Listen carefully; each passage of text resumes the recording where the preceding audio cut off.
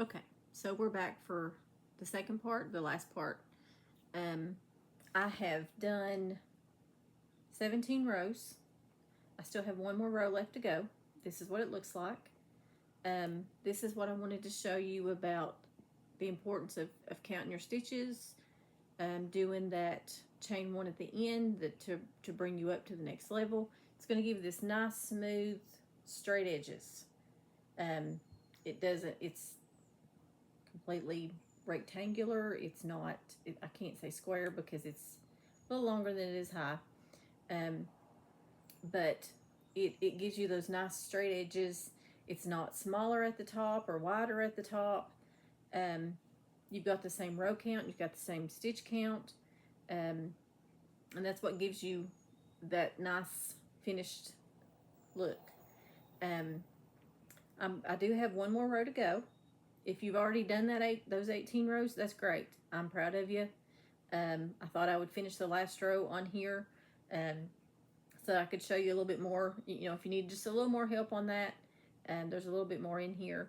When I finished that last video, I made that video specifically for a person that is wanting to learn to crochet, and I wanted to make a video to try to guide her a little bit. We live a little ways apart, so it's not easy to just go visit and sit there with them. Initially, my intention was to just email it to her, whatever, but it was too large, wouldn't fit, so that's why we're on YouTube right now. If you're somebody that's just come across this and wants to learn, wants to watch these, that's great. Have at it. I hope I can help you in some way. If you have any questions that I might be able to help you with, stick them in the comments. I'll do my best. If there's anything in particular you might want to learn or want to see, again, put that in the comments. I'll do my best to help you out with that. There will be more videos as I continue to teach her more stitches. We'll do some other different projects. We may do one or two more of these if that's what she wants to do, with different stitches. We may do them in different shapes. There's another one that wants to do some round ones, so I'll be doing a round one. And it's basically just a way for me to teach people to make things. Actually, they're actually making things that they can use as they learn. I think that makes it more fun, makes it more enjoyable. It's a way for them to learn to do all the stitches, and there's not really that many stitches. There's just a few basic, the single crochet, the chain, the double crochet, the triple. The single, double, and triple are all basically the same thing. They're just adding one more loop of that yarn around your hook, pulling through one more extra time to make that stitch. And crochet is essentially a combination, many different ways of doing and working with just those stitches. Different ways to put them together. There's limitless options and limitless amount of things that you can make with them. I hope you enjoy it. If you've somebody that's stumbled across it, again, I'm just trying to help somebody learn. I hope I can help you too. But anyway, what we're going to do is we're going to do this last row. I'll show you how to finish it off, how to cut your yarn, how to tie it so that it doesn't come unraveled on you. We'll do a few tassels. I'll show you how to do those. I had said in the last video that I found them annoying. I find them annoying to work with, to put them on a project. I don't enjoy doing that. But I do like the way they look. I like the effect. I mean, it gives it the actual rug-like appearance if you put the tassels on the ends. But I just find them annoying to work with. So we'll finish that up and get this finished. This is actually a pretty quick little project. Again, I'm using the same hook, the I 5.5. Put my glasses on so I can see what I'm doing. Pull you just a little bit closer so you can see a little bit better. And we're doing the same thing. And you'll see as this gets bigger, I just kind of, fold it, make it comfortable in your hand. Hold it however you want to. You really can't hurt it. Just, whatever you need to do to make it comfortable in your hand with how you hold it. And I did want to show you when I was doing this, the yarn had a place where it had been tied together in the yarn. And you will come across things like that. I'll try to let you see it here. It's this little knot tied in it right here. Most of the time, you can just work past that and just pretend it's not there, like you don't see it. The only time that it can be a problem for you is if it's got long, like you can see these little ends where it was tied. If sometimes those are longer, and you'll want to cut that off so it doesn't show. But you have to be careful. If it's done in the manufacturer, sometimes the knot is not really good and secure, and if you cut those off, it may come apart on you. There are some options on tying it to where you don't have any tails like this. There's a few different ways to join it. I'm not going to get into that today, but tying it together, just tying it in a basic knot and having your little ends, it doesn't hurt anything. You can make that the back side so that it's on the bottom and you never see it. So it's not something at this point that I would be concerned about in any way. Just work through it as if it's not there. So I'm tightening getting my tension up here with it between my fingers, like I showed you. I'm holding it and I've got it bunched up. That's what's comfortable for me. You do what's comfortable for you. However you want to hold it, that's completely up to you. The hook, again, I do tend to let the hook do all the work. If you want to do it this way and work, that's totally up to you. It's your choice. There really is no right or wrong way to crochet. As long as you're achieving the stitches, you're getting your projects completed. How you hold it is not important. How you hold your yarn is not important.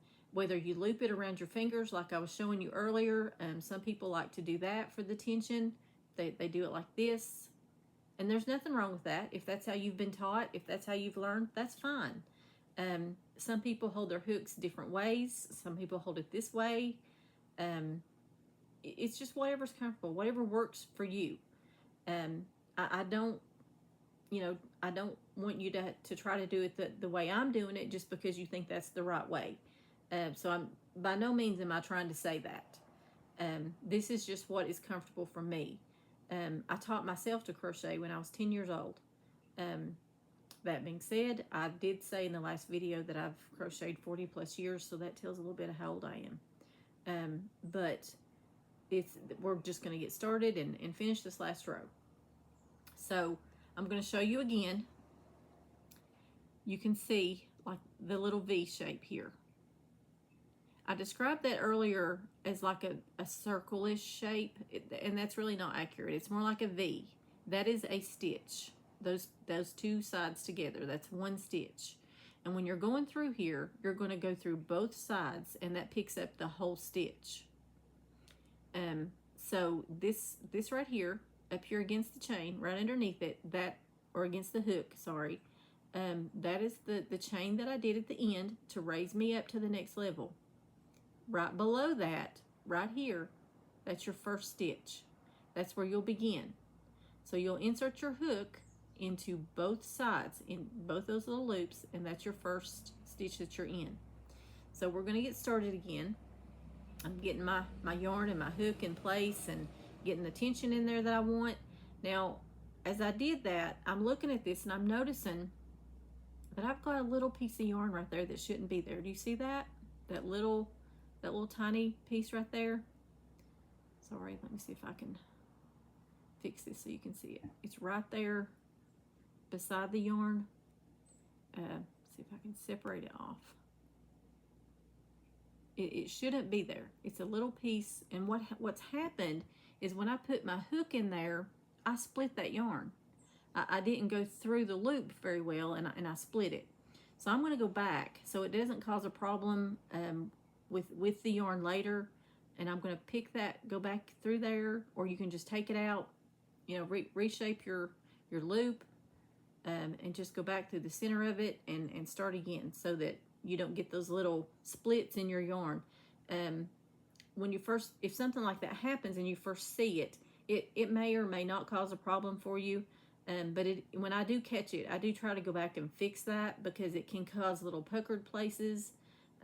It can cause your yarn to not really work well together as you're going through. And it also can kind of mess up how your stitches look when you're going back to do your next stitch, that it might look different than it should.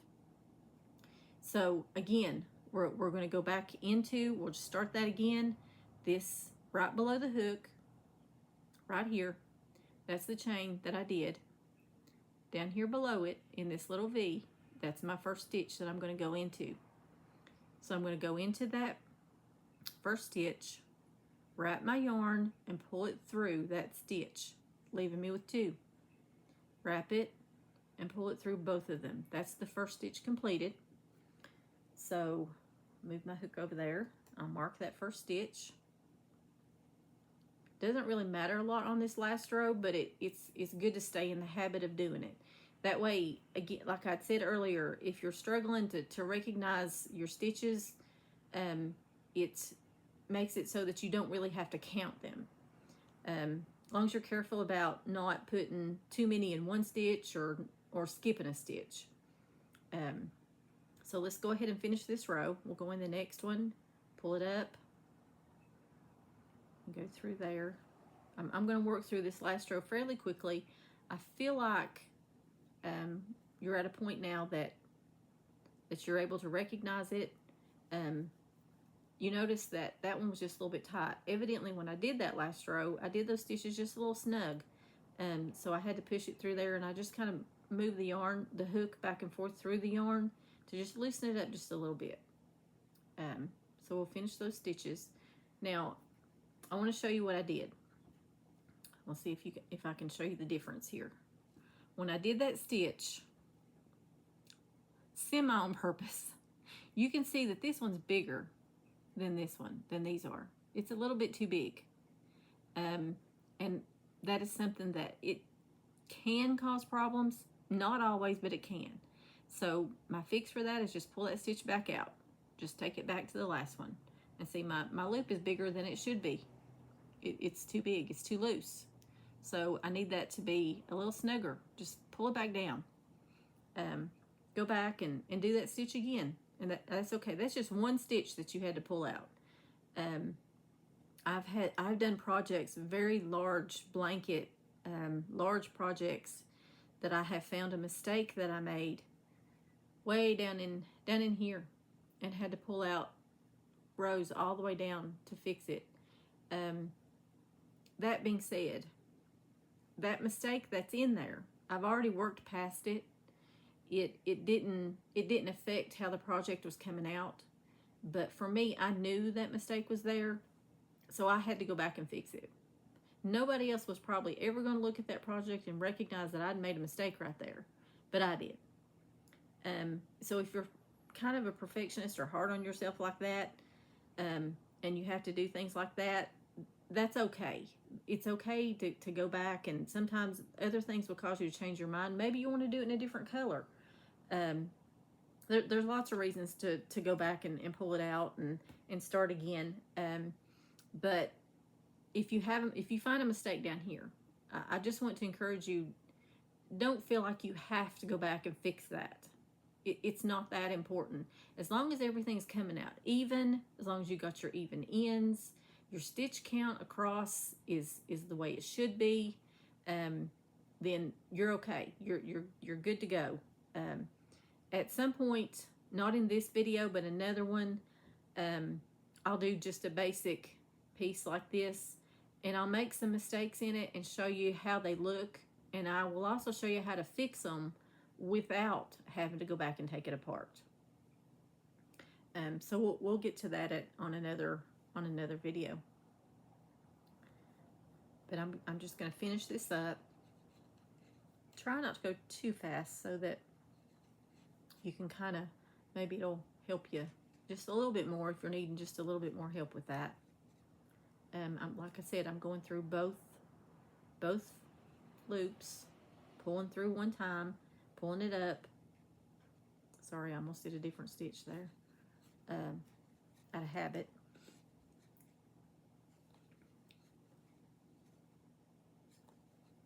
But we'll get this finished. I'm almost at the end, and you'll notice I don't have a marker in here.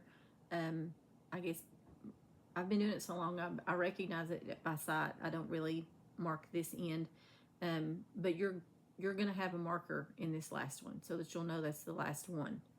So this one more. Okay, so this our last, that's 18 rows. It's completed.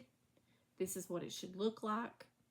And again, that's both sides. You can see they're basically the same.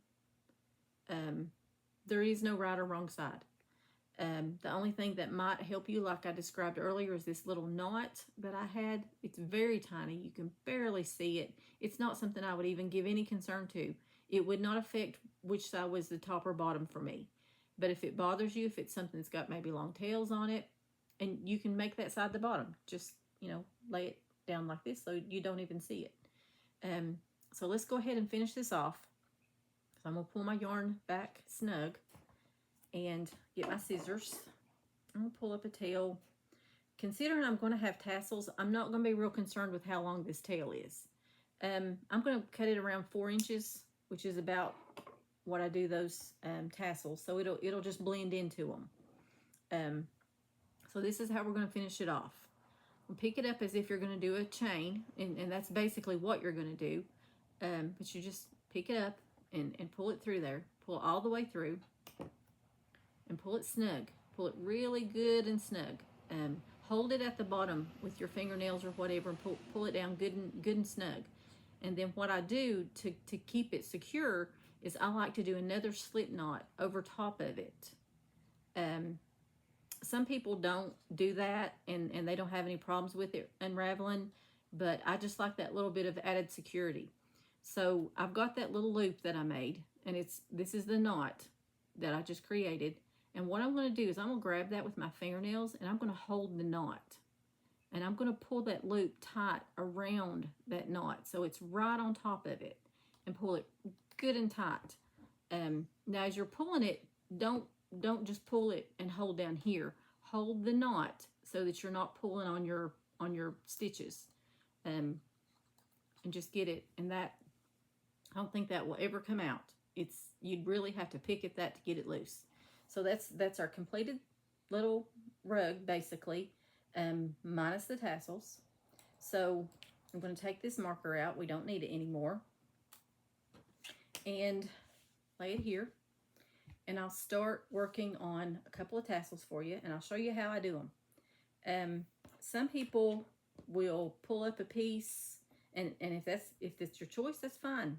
I just want to show you how I do it, what I find easier to keep them consistent length, and not all different lengths to where you have to do a lot of trimming. So I'll take another crochet hook. Most crochet hooks are 6 inches long, and I just kind of line it up with the top. You can see I got it kind of even there, and I'll hold it. Just pick it up like this. Let it dangle there at the bottom. Just let it dangle down. It's still even up here, pretty much even at the top with the top of the hook. And I'll just take my scissors as it's dangling there and cut it right at the bottom. Lay it to the side. Now, some people will use this as a guide for their next one. I don't like to do that because the yarn is stretchy. And that can cause you to have them a bunch of different lengths too. If that doesn't bother you, then by all means, go ahead and do that. Now, these tassels on this one, I did them with 3 strands.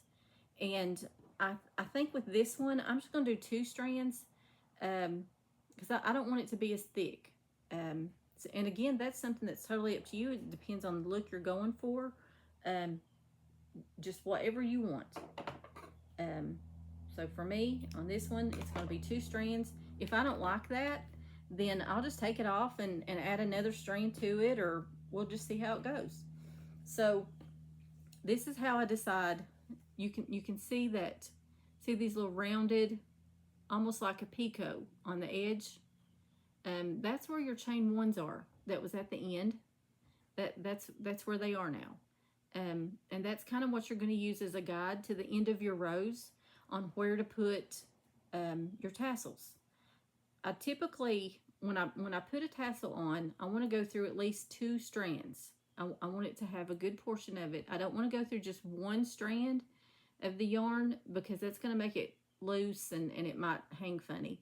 But I like to go through the corner. That's always my first one. I'll just set it there and let it wait while I get my strands together. Kind of even up the edges. Fold them in half until they're fairly even, kind of like this. Lay them across your hook.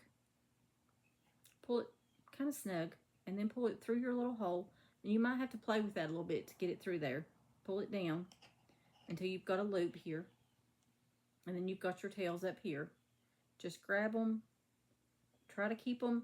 And see, I've got these. See how these are all uneven, different lengths? I want to fix that before I finish it.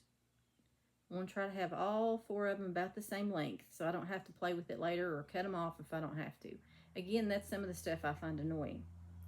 But just pull it, and there's your first little tassel on. Now when you do the tassel on this corner over here where this tail is, once you put it through there and put your tassel on, just cut this off till it's the same length as your other strands, and it'll just blend in. You'll never know it's there. So there's that one. We'll do one more. I'll kind of show you how I did the layout. I do have them spaced kind of evenly if I can. You see like there's a line that goes right through here, which you'll recognize more when it's actually in your hands. I just kind of went up to the end of those and put one. I skipped one in between so that but again, how you choose to do that, you can put them however you want to or not put them at all. It's completely up to you. So I'm going to do one more. I evened it up with the top. Just kind of let the yarn dangle. You can see it's kind of crinkled up. It's rolled. That doesn't matter. It doesn't play any part in it. If it's something that bothers you, if you need them to be all even and straight, then by all means, lay a piece of paper across it. Straight, just smooth them out. Lay something across it and cut them off so they're all even. Pretty easy fix if that's what you need to do. So there's 2 pieces for me. I'm going to go to the other corner, and that's typically how I do this. Is I'll go from one side to the other side, trying to keep them spaced out evenly and work your way to kind of one in the center. But again, that's your choice. So we got this one laid out. Pull it through the little hole that I went into. I'm going to look up here, make sure they're as close to even as possible. Kind of stretch this out to fix that. Pick up those 2 loops and pull them through. And there's another little tassel on. So that's how it's going to start. And I think I'm going to like these thinner tassels better than these thick ones. The thick ones are fine. I don't hate them. Like I said, I don't like working with them, but I like the way they look when they're done. But I think that I like these little bit thinner ones better. But essentially putting the tassels on is what's going to give you the rug-like effect of this coaster. So we're finished with that, and I hope if anybody makes this that you comment in there and let me know, and maybe put a picture or 2 in there of what you did. I'd love to see it. I hope y'all have fun and enjoy it.